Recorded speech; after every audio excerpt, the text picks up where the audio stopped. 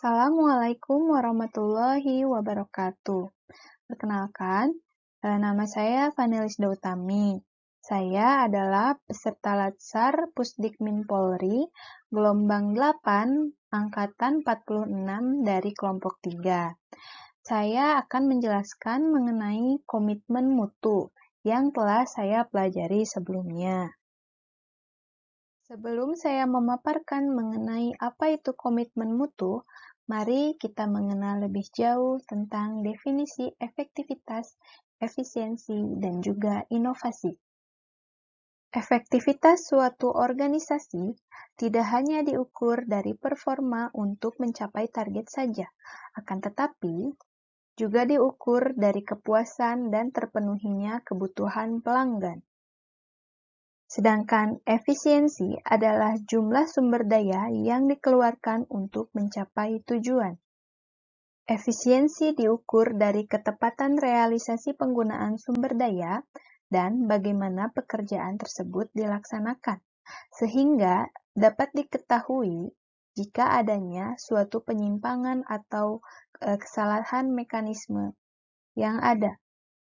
Oleh karena itu, jika dalam pelaksanaan tugas tidak memperhatikan efektivitas dan efisiensi, maka akan berdampak kepada ketidaktercapaian target kerja. Dapat juga menurunkan kredibilitas suatu institusi dan bahkan akan menimbulkan kerugian. Selanjutnya tentang inovasi.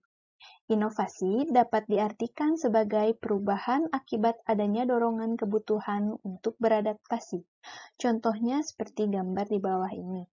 Dahulu, orang-orang mengakses berita melalui koran.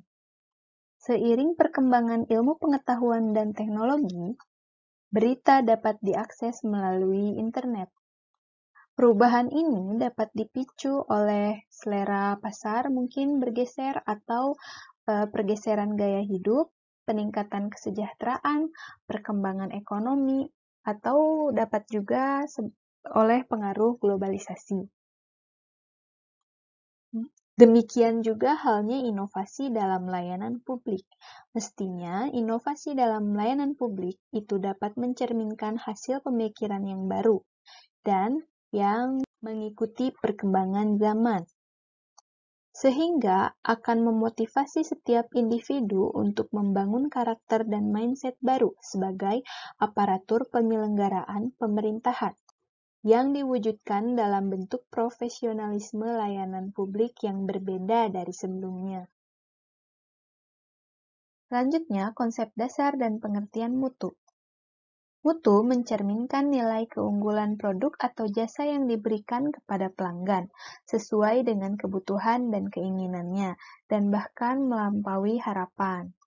Mutu dapat dijadikan suatu standar yang menjadi dasar untuk mengukur capaian hasil kerja. Mutu juga dapat dijadikan sebagai alat pembeda atau pembanding dengan produk atau jasa lainnya yang sejenis, yang dihasilkan oleh lembaga lain. Suatu organisasi dituntut untuk menetapkan perencanaan mutu, termasuk membuat standar mutu, mulai dari mutu input, proses, sampai dengan hasil, yang akan menjadi pedoman dalam proses implementasi sampai ke pengawasan dan perbaikan mutu. Yang selanjutnya tentang manajemen mutu. Mengapa manajemen mutu itu penting? Karena tingkat kepuasan pelanggan itu merupakan suatu hal yang subjektif, akan berbeda-beda setiap individunya. Mungkin bagi saya sudah baik, tetapi bagi yang lain mungkin belum baik. Maka diperlukan adanya manajemen mutu untuk dibuat standarisasinya. Organisasi merupakan pilar tengah yang membuat kerangka kerja berorientasi mutu. Produk yang bermutu sebagai hasil kerja organisasi diperoleh melalui proses yang bermutu pula, dengan didukung oleh komitmen yang tinggi dari seluruh komponen organisasi. Sebuah organisasi tentu tidak akan dapat mencapai target kelembagaan secara efektif, efisien, dan inovatif tanpa adanya pemimpin yang kuat dan kredibel. Berikut ini terdapat strategi manajemen mutu. Ada 10 komponennya. Yang pertama itu menyusun program kerja jangka panjang. Yang kedua, membangun mindset pegawai. Yang ketiga, mengembangkan budaya kerja yang berorientasi mutu. Selanjutnya, meningkatkan mutu proses secara berkelanjutan. Yang kelima, membangun komitmen pegawai untuk jangka panjang. Yang keenam, membangun kerjasama antar pegawai dilandasi kepercayaan dan kejujuran. Yang ketujuh, memfokuskan kegiatan pada kepuasan pelanggan. Yang kedelapan, beradaptasi dengan tuntutan perubahan. Yang kesembilan, menampilkan kinerja tanpa cacat dan tanpa pemborosan. Yang terakhir, menjalankan pengawasan tentunya.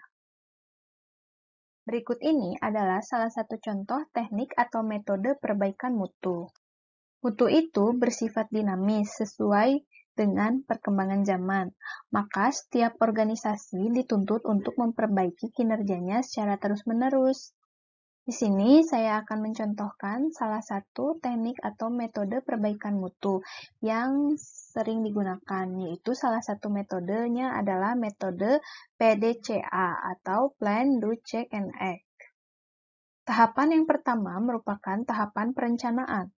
Yang kedua itu tahapan pelaksanaan, yang ketiga tahapan pemeriksaan.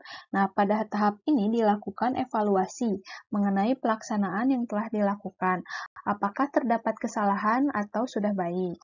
Setelah itu dilanjutkan ke tahapan keputusan. Selanjutnya terdapat nilai-nilai dasar orientasi mutu. Terdapat 6 poin dalam nilai dasar orientasi mutu, yaitu yang pertama, mengedepankan kepuasan pelanggan, selanjutnya memberikan pelayanan yang menyentuh hati pelanggan, selanjutnya menghasilkan produk atau jasa yang memiliki kualitas yang baik, selanjutnya beradaptasi dengan perubahan yang terjadi, selanjutnya yang kelima, menggunakan pendekatan ilmiah inovatif dalam pemecahan masalahnya, yang terakhir, melakukan upaya perbaikan secara berkelanjutan melalui pendidikan, pelatihan, dan lain-lain. Selanjutnya, implementasi mutu dalam layanan publik. Dalam lampiran keputusan Menteri Pendayagunaan Aparatur Negara Nomor 25 Tahun 2004 tentang Pedoman Umum Penyusunan Indeks Kepuasan Masyarakat Unit Pelayanan Instansi Pemerintah, dinyatakan bahwa terdapat 14 unsur indeks kepuasan masyarakat yang diukur sebagai berikut. Yang pertama itu prosedur pelayanan. Yang kedua, persyaratan pelayanan. Yang ketiga, kejelasan petugas pelayanan. Yang keempat, kedisiplinan petugas pelayanan. Yang kelima, tanggung jawab petugas pelayanan. Selanjutnya, kemampuan petugas pelayanan. Yang ketujuh, kecepatan pelayanan. Yang kedelapan, keadilan mendapatkan pelayanan. Yang kesembilan, kesopanan dan keramahan petugas. Yang kesepuluh, kewajaran biaya pelayanan. Selanjutnya, kepastian biaya pelayanan. Yang ke-12, ada kepastian jadwal pelayanan. Selanjutnya, ada kenyamanan lingkungan. Yang terakhir, ada keamanan pelayanan. Untuk meningkatkan kepuasan pelanggan, maka layanan dalam penyelenggaraan pemerintahan pun dapat menghasilkan berbagai jenis inovasi. Yang pertama itu ada inovasi produk. Dapat dilihat dari aspek perubahan tata letak ruangan kerja yang nyaman. Yang selanjutnya, inovasi proses. Dapat dilihat dari metode pelayanan yang baru. Selanjutnya, ada inovasi posisi. Dapat dilihat dari perubahan persepsi. Yang terakhir, ada inovasi paradigma. Berhubungan dengan perubahan model mental. Nah, di era reformasi, paradigma pemerintahan yang demokratis itu menuntut adanya layanan yang baik dan mampu mengedepankan hak-hak masyarakat untuk mendapatkan kepuasan. Terdapat 4 aspek peningkatan produktivitas ASN, yaitu yang pertama, peningkatan kompetensi, yang kedua, peningkatan motivasi, yang ketiga, penegakan disiplin, yang keempat, pengawasan. Selanjutnya, tentang landasan komitmen mutu. Komitmen mutu ini diatur dalam Undang-Undang Nomor 5 Tahun 2014 tentang fungsi ASN. Yang pertama itu ada ASN adalah sebagai pelaksana kebijakan publik. Yang kedua sebagai pelayan publik. Yang ketiga sebagai perekat dan pemersatu bangsa. Dalam implementasi ketiga fungsi tersebut, pegawai ASN harus menunjukkan perilaku yang komitmen terhadap mutu, bukan sekedar menggugurkan kewajiban formal atau menjalankan rutinitas pelayanan. Selanjutnya, komitmen mutu dalam pelayanan di tempat kerja.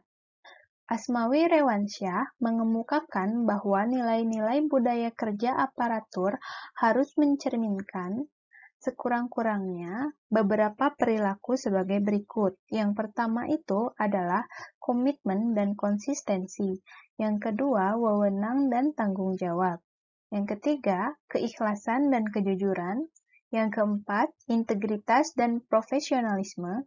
Yang kelima, kreativitas dan kepekaan. Yang keenam, kepemimpinan dan keteladanan. Yang ketujuh, kebersamaan dan dinamika kelompok. Yang kedelapan, ketepatan dan kecepatan. Yang kesembilan, rasionalitas dan kecerdasan emosional. Yang kesepuluh, keteguhan dan ketegasan. 11, disiplin dan keteraturan kerja. Selanjutnya, keberanian dan kearifan. Selanjutnya, dedikasi dan loyalitas. Selanjutnya, semangat dan motivasi. Yang ke-15, ada ketekunan dan kesabaran.